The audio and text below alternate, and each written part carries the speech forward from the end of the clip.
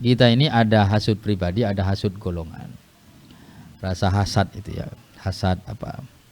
Iri dengki itu ada yang bersifat personal. Ada yang bersifat kolektif. Kalau personal ya biasalah orang iri hati.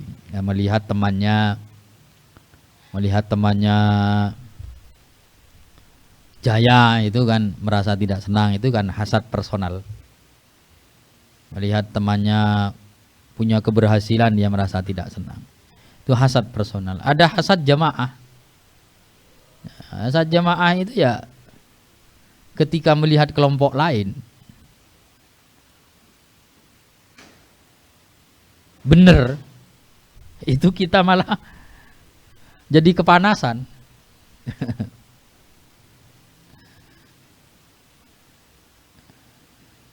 Kalau ada kelompok lain punya dalil yang benar, kita malah jadi kepanasan. Itu kan hasad jamaah namanya. Itu penyakit jamaah itu.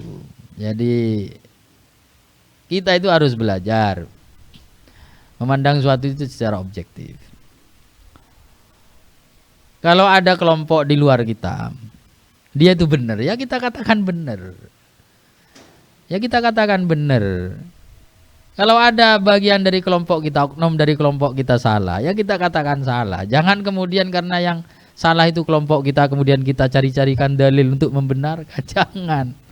Itu namanya hasad jamaah. Ya iri kolektif itu.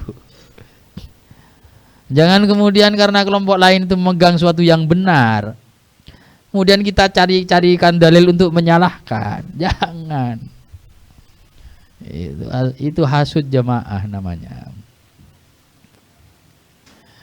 Makanya saya sangat kecewa sekali ketika ada orang anti, ya ketika teman-teman kita sendiri juga anti terhadap jenggot misalnya. Itu dalilnya banyak di kitab-kitab sendiri. Kitab kita sendiri. Anti dengan orang yang pakai sarung di atas mata kaki. Itu dalilnya banyak di kitab-kitab sendiri. Anti dengan orang yang pakai cadar. Itu banyak. Sehingga dicari-carikan dalilnya untuk menyalahkan. Ya, jangan begitulah.